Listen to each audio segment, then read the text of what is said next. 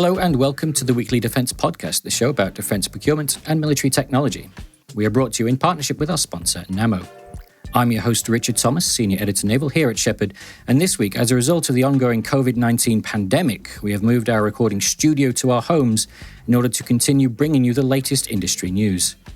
And as per encouragement from the UK Prime Minister Boris Johnson, Shephard's staff will be working remotely for the foreseeable future. In the news this week, Japan continues to look for an indigenous next-generation fighter due to enter service by the mid-2030s as a replacement for the ageing F-2AB fleet. The Japan Air Self-Defense Force wants this new FX fighter to be easily upgradable over its lifespan without the need for overseas assistance, or impositions imposed by foreign governments. Heavy participation of Japanese industry is also important, but at the same time, Tokyo wants to keep the aircraft's price feasible. The Japanese MOD has confirmed that it will not pursue a derivative of an existing fighter, thus cementing the pathway for a brand new design with overseas assistance. Over in the naval domain, the US Navy will maintain a 2-carrier fleet in the Central Command area of operations for an indeterminate period of time following increased tensions between the US and Iran. An 11-March attack by suspected Iranian-backed militia groups on Camp Taji, a US and coalition base in Iraq, resulted in the deaths of 2 US and 1 UK service personnel. Counterstrikes by the US on sites operated by the Tehran-backed Kataib Hezbollah militia drew a subsequent second round of Katyusha rocket attacks on Camp Taji as the cycle of violence continues. Let's hear now from US Marine Corps General Kenneth McKenzie Jr., Commander of US CENTCOM, answering questions during a 13-March briefing at the Pentagon about the presence of US carriers in the region. So the 2 carriers right now that are in the CENTCOM AOR, the Ike, the Eisenhower, she just came in, and the Truman.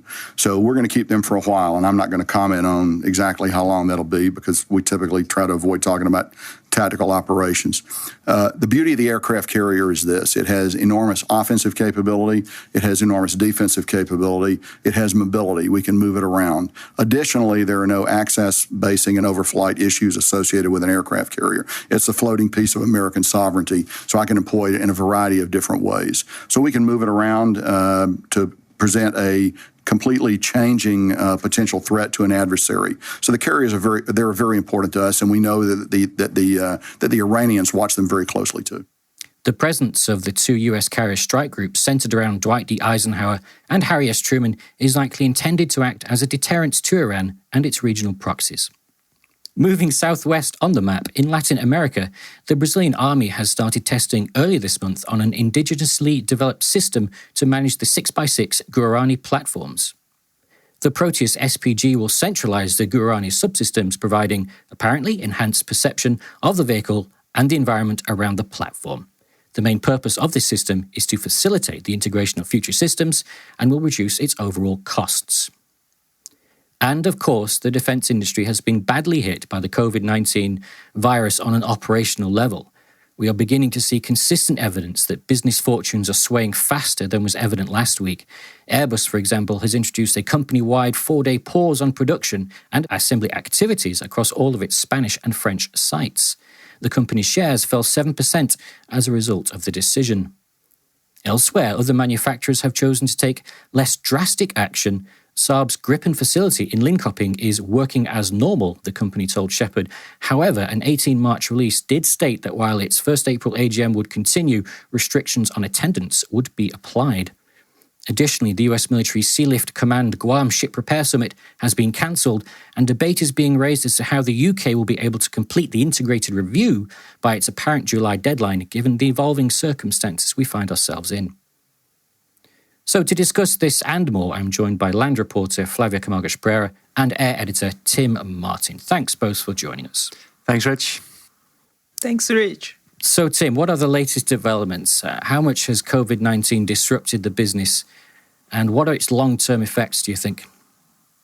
Yeah, I think it's fair to say that there's been kind of widespread disruption. And as you kind of alluded to, this week, perhaps more so than weeks gone by, we're really beginning to see seismic changes in this disruption. So, for example, you've mentioned Airbus putting the 4-day pause in their facilities in Seville or across Spain and France. And yeah, just one example, I suppose, is the assembly of the C295 and the A400M happens at San Pablo in Spain. So, recent orders there for our bus on the C295 programme would relate to the Czech Republic ordering 2 transport versions, and Ireland also ordering 2 MPA versions, both in December 2019. So yeah, that's just kind of one flavour or a flavour of things on that front. You also mentioned Saab. I was in touch with them. Also, as you mentioned, yeah, the Gripen E facility is business as usual, but a spokesperson did mention that they would obviously have contingencies or work to mitigate any issues that might arise from further business pressures that as a result of COVID-19 coming to suppliers. But on that front, there's no kind of issues that they wanted to make the media aware of so far. But I think also there's an issue. We know, of course, that Italy, in terms of how badly that country has been hit, has been proportionally worse than others. Second behind China, records kind of have indicated for some time. So Leonardo have come forward and mentioned that they've had a 2-day delay or 2-day production suspension to the F-35 facility in Cameri. So that's the final acceptance of F-35 there, that they're in charge of. And so that's kind of obviously quite significant, with F-35 being such a huge program internationally. That's obviously put things up in the air for that program in particular. So I think those kind of would be the biggest problems that have been affecting industry. And then when I was speaking to Irish MOD, UK MOD, they're pretty much saying that they're constantly in contact with suppliers to judge any impact. But going forward, they're not aware of delays or anything that's hugely significant. But I think as time develops, I think it's fair to say that these suspensions, pause on productions, look like they're going to not only be reviewed, but they could be extended, given that there doesn't seem to be any immediate signs of COVID-19 abating at present. Tim, you've actually answered the question I was just going to pose to you, is do you think that these restrictions or these pauses in production and development of various programs will be continued? I can only assume that they probably will be, because you can't envisage this whole crisis being concluded by the end of March, beginning of April, will it? No, certainly not. And I mean, the biggest indication of that, you could say, is that the government sanctions and government advice right across European states, is to use no other word probably to describe it, is probably draconian at this stage. And we're seeing more and more, kind of the UK, for example, putting forward 300 billion, I think, to support businesses, similar in France. And also I spoke to an academic with CIPRI, and she had mentioned that actually one of the biggest considerations here will be to look at how health resources are going to potentially impact military spending. That could be one of the wider issues that play out here, and that's, she said, to very much keep an eye on, because actually she had also mentioned that what this pandemic is showing is that the underfunding of health across Europe and the resources that are required here aren't really as good as they can be. So yeah, what that means for defence going forward will certainly be of interest. Absolutely. Thanks, Tim. Flavia, let's talk about Latin and South America. So how much has the coronavirus pandemic impacted that side of the world? And give us an idea as to what measures are being taken by the countries there. Yes, despite the fact that Latin America didn't record cases in the same amount Europe has done, some countries are treating the situation as a issue for military personnel, as an issue for using troops and to act with militaries just to be sure the coronavirus won't spread in the country. Venezuela is one of these countries. The country is currently running a military operation to ensure the coronavirus won't affect the population, but troops to close the borders, and also they close the access to the main cities in the country. It includes the Venezuelan capital, Caracas. They are not allowing people move in these main cities just to be sure they won't be in touch with the coronavirus. And only around Caracas, the Venezuelan capital, there are 14 spots of control just to be sure people won't move. In the case of Argentina, the army has created an alert system to identify cases and to support people in the easiest way possible. And they also canceled events and military operations that would involve large amount of people. In Colombia, the General Maritime Directorate, that's the organization responsible to protect the coast, this organization is not allowing the arrival of cruise ships in the country, and they also are restricting the trips abroad. Brazil, that's the biggest country in South America, is kind of slow now to react, and they are not using military people to act in this situation. We have some information that some military organizations, they put people to work from home, but it's not an official measure. It's just some military organizations, and it's not a national measure, at least by now. Okay, well, thanks, Flavia. That gives us a really good idea as to what Latin and South American countries are doing. It sounds like they're really utilizing the armed forces to try and restrict access to those countries and prevent, obviously, the spread of this virus. Just briefly on the naval side, UK shipbuilders will be preparing measures, of course, to try and ensure that the range of build and maintenance programs that they have continue. The UK naval industry, when you're talking about companies like Babcock, BAE Systems, Camel Laird and AMP Group, while not exactly being fulsome in their responses to my questions, have spoken of preparations being made, of course, with input from their customer. Tim, you mentioned before, like that's the MOD. European shipbuilders have been more open in their response, I think, partly due to the situation being more serious in those countries, such as Italy, of course. Fincantieri and Navantia have both announced pauses in normal works at sites in Italy and Spain, respectively, from the 16th of March, while Naval Group that's Naval Group in France, has also moved to ensure that key programs such as France's nuclear deterrent are maintained, but it's obviously restricting maintenance and development programs elsewhere at its sites. So these European shipyards are busy building the entire range of naval platforms for domestic and overseas customers. But these programs are obviously going to be affected by the spread of COVID-19 and the subsequent measures imposed to try and stop it. Just to give you an example again of the a timeline that's likely to slip. Well, the second PPA patrol ship for the Italian Navy was due to be launched at the end of March, and that's probably not going to take place now.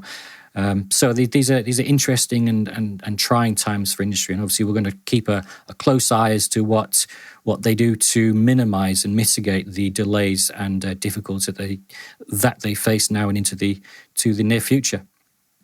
Coming up next, Tim sat for a chat with the Swedish Defence Minister Peter Hultqvist on the urgent matter of how the spread of COVID-19 will affect the Swedish defence industry or indeed cause potential complications for future equipment acquisitions of the Gripen E fighter jets and A-26 class submarines. And VP Content Tony Skinner grabs a chat with ST Engineering to discuss capabilities and the latest developments of Singapore's primary defence company.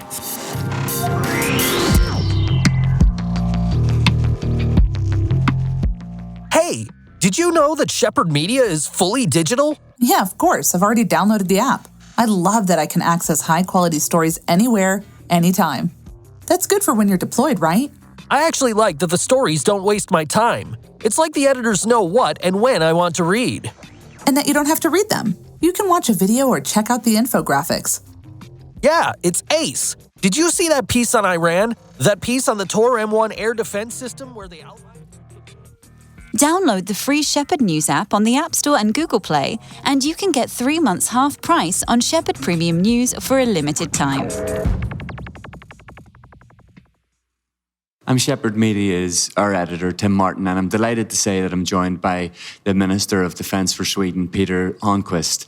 And Peter, we're here in London, and if you could maybe just tell us a little bit about Sweden's military recapitalisation of programmes on the Air Force side and on the naval side, and certainly on the land side as well. That would be very interesting, because as we know, there are kind of regional security concerns in Russia, of course, which have taken have become a priority for Sweden currently. Thank you so much for the possibility to meet. And we have, from the Swedish side, a two-track strategy around defense.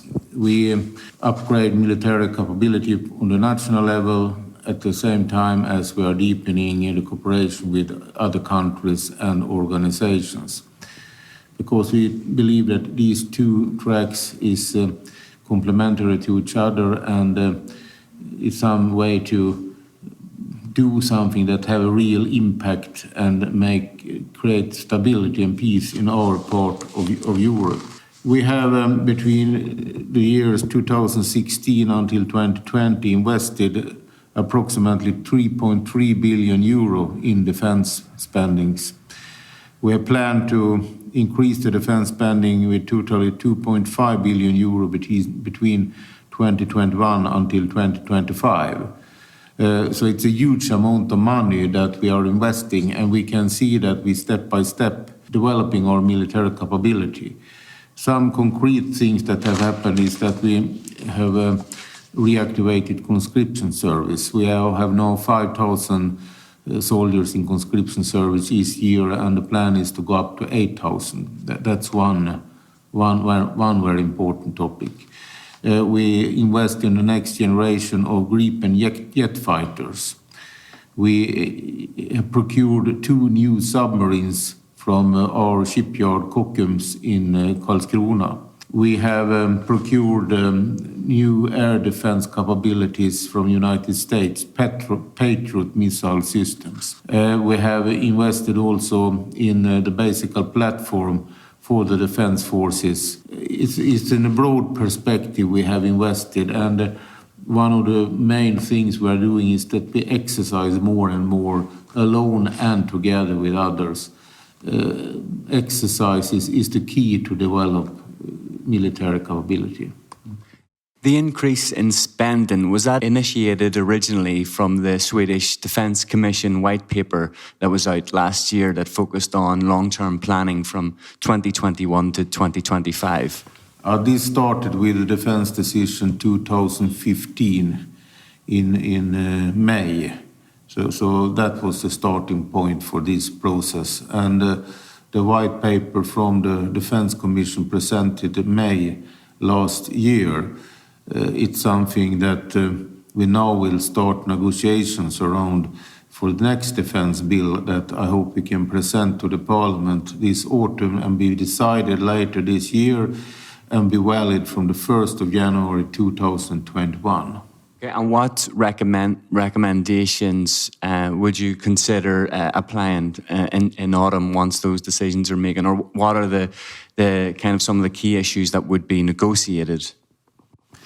Yeah, that's a combination of larger and bigger army and how to invest in a strategical way in the Navy and in the Air Force. We need investments in all these 3 weapon systems because it's the balance between them that get the best military effect. So the balance between all these, that is the real challenge. But I think we have now material so we can have a constructive negotiation process around that. Okay, and would I be correct in thinking from that then that that could be possibly more Gripens that you buy, or are you thinking along those terms, or whether you could accelerate the process for the submarine building, or? That is questions that I can answer when we have finished this process. Okay, and if we maybe then focus on the current acquisitions, what are the activities being done on the Gripen at the moment? Because I understand that the Air Force have been testing a number of them. Is that the latest on that program? Yeah, we have tested the Gripen system next generation, yes, and we have a plan also for deliverances of them to the Air Force, and I think that. We will have 60 Gripen E version, and then we will also continue with around 15, 20 or something CD versions. So I think that we will have both these versions in the Air Force in the future. Okay, and when will the Royal Swedish Navy, when will the A-26 rather enter service with the Royal Swedish Navy? It will be delivered before 2025. There is a plan for that in the spectra 22, 23, 25. Okay, and what is Sweden's plan with the two Södermanland class submarines in terms of what will be done once they leave service? I have to come back to that in another fora. Okay, and is there any plan on that front to sell or to lease them to Poland? That conversation, has that been raised, or is that one possibility? I have no comments to that. Okay, thank you. And if we just then maybe move away from the acquisition side then, how significant will the increase in spending be to the military capabilities of Sweden? And can you focus on air, land and sea in that respect? Yeah, we will focus on all these levels because they are directly connected to each other. But I think also we need to have a stronger army than we have today, because control of the land is very, very important if you have enemy troops there. Okay, and can you kind of firm up on the relationship between the UK and Sweden on Tempest and the role that Sweden is playing on the programme currently? What we have said until now is that we have a study to see what sort of platforms are we going to develop in the future, and that's the position just now. But we see this as a serious project that open up the doors for the generation after the next generation, the generation after 2040. So it's a very long-term project, and it's very important for Swedish industry and for what will come after JAS Gripen 39E version. So I think that we've started something that are very important between UK and Sweden. Okay, and if we look maybe to the future of that program, there's possibly, from the industry side, there'll be more investment to come. Can you speak to how significant the industry commitment from Sweden could potentially be? Because in the UK, for example, it's 2 billion at the moment that the government have put into the initial funding of Tempest. Sweden has, in the industry and in different authorities, very deep knowledge and a deep experience around it, the realities around producing and develop aircraft systems. And that is a very, very important and valued knowledge. So that is something that could be invested in maybe a project here in the future. So that is one thing in it. So it's not only about money. Level of money and amount of money I have to come back to later, because there is no decisions around that just now. But we have signed this memorandum of understanding, and we are very interested in the long-term effect of this cooperation between Sweden and the United Kingdom. Okay, I suppose as we talk, we can't ignore the severity of the coronavirus at the moment. From the Ministry of Defence's side, have there been any analysis of the impact that the virus itself might have on industry and programs and things of that nature, and what kind of long-term impact it might have on the future procurements, for example, that Sweden are pushing forward with? The government have taken a lot of decisions around coronavirus and the effects of that. We have given the health authorities bigger responsibilities and bigger possibility to act to control the spreading of this virus and also follow it up on an individual basis. We have also said that we will close down gatherings with over 500 people. And the government just now is very active to see how can we stop the spreading of this virus. So I think we do a lot, but the question about how to deal with acquisition processes in the defense sector, we haven't come to that in the situation just now. We are concentrated on other things. Maybe from a wider perspective, how difficult might it be to deepen collaboration with European partners, given the difficulties with business travel, for example, and as we saw yesterday also, that Norway have pulled out from a large-scale European exercise? I think that we now are actively working with to stop spreading of this virus in Sweden, and we will take decisions step by step, and then we will come back with information of what we are exactly doing. This is something that has been going on since the beginning of the year, and we started our process around it in January. And we will see now how it develops. We follow it very closely, and then we take decisions about the necessary steps. Okay, and if we maybe can just touch on the issue of threats, perhaps to Scandinavia and further afield.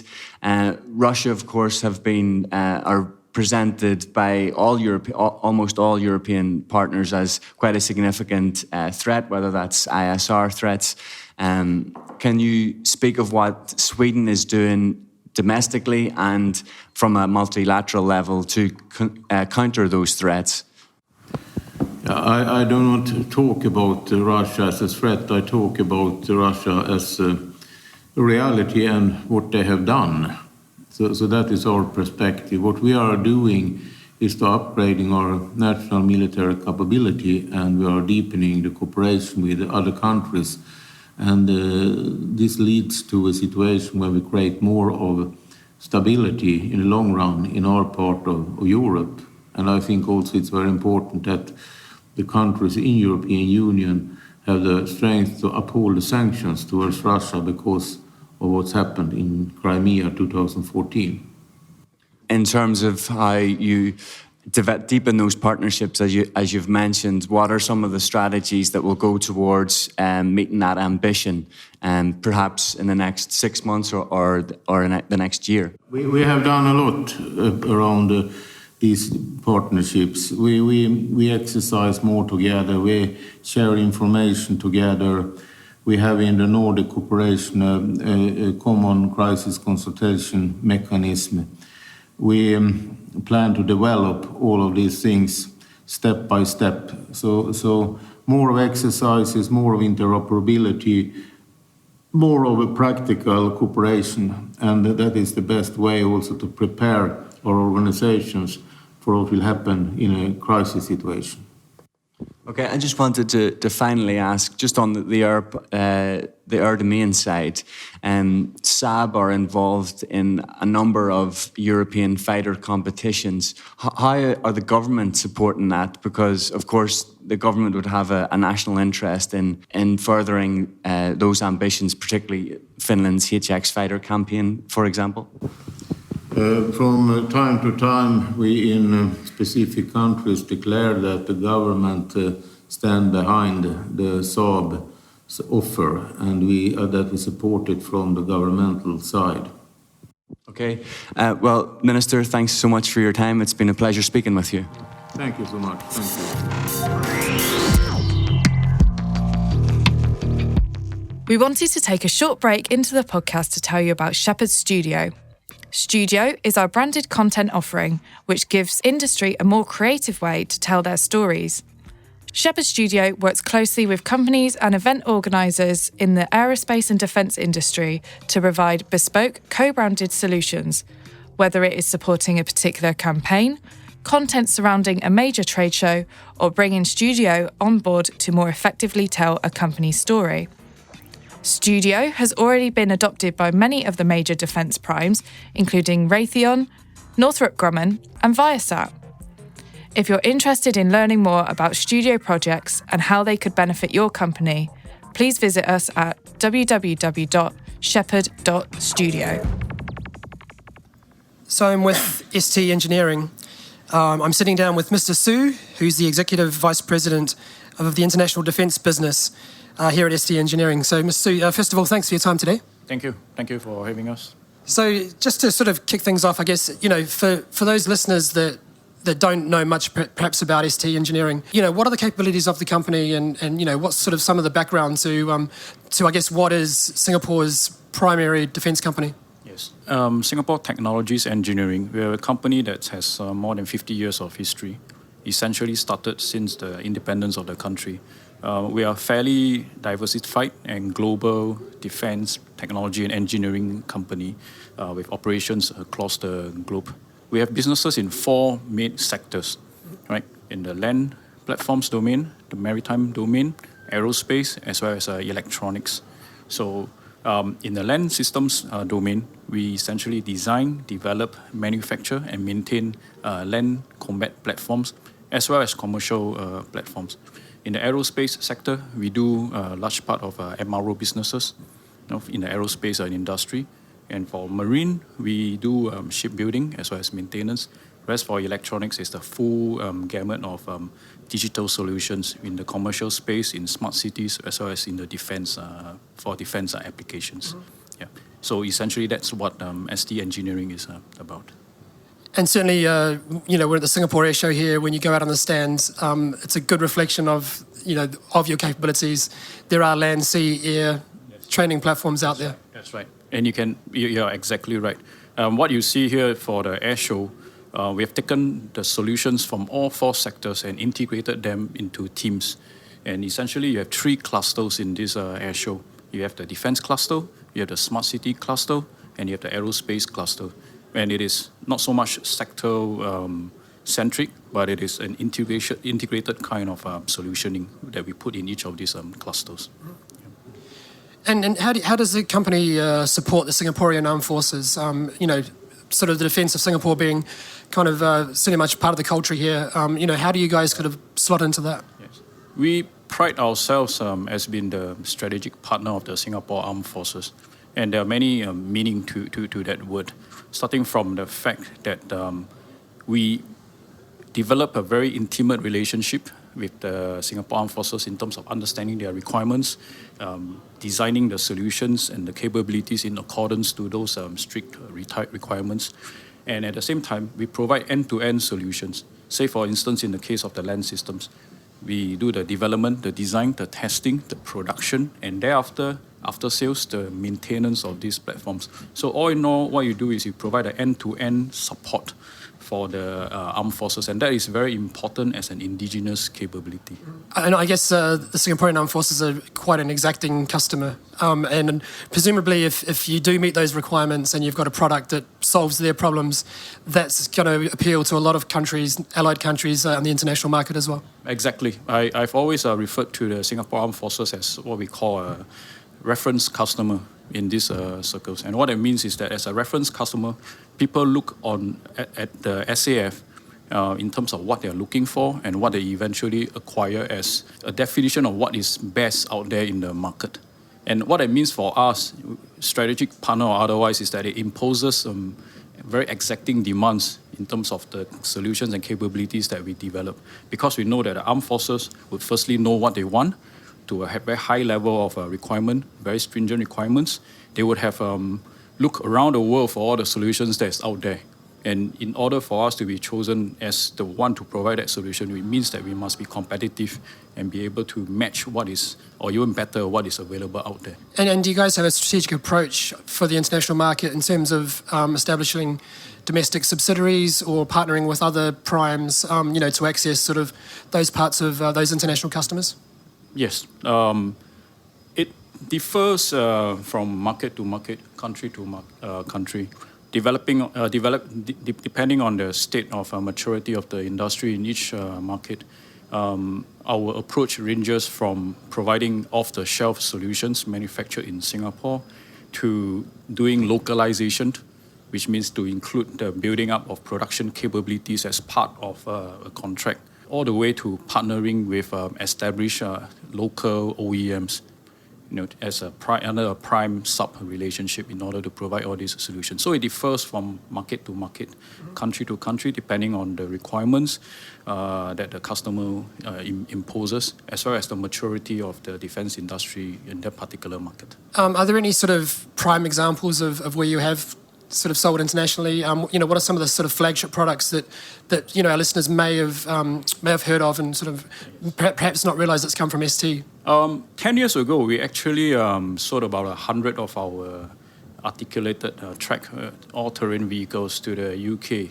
It was based on the existing Bronco series, but it was renamed as the Warthog by the UK Army.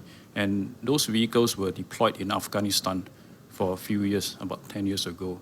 And I think we are extremely proud of the fact that the Warthog was probably the only vehicle that was deployed for operational use in Afghanistan that had no fatalities. Even though there were more than 30 vehicles were attacked, I think 17 or so vehicles were totally destroyed. But there wasn't a single fatality from all the IED attacks that were directed at those vehicles. And I think that was a vindication of the choice that the UK MOD made in choosing a vehicle, because protection, survivability was the prime consideration under which that particular vehicle was chosen. And we underwent intensive customization to the exacting requirements imposed by the UK MOD in terms of survivability for that particular vehicle. That's a great example. So in terms of your presence here at the show, you're on the land systems side. I think you've got the Hunter vehicle is kind of one that's gathering the crowds. What can you tell us about that product?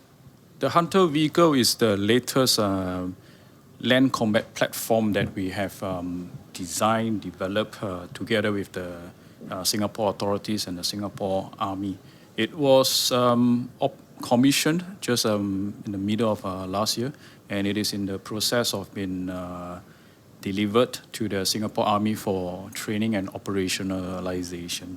We are extremely proud of this particular vehicle because we believe it is the best of class in terms of armored fighting vehicles at this point in time.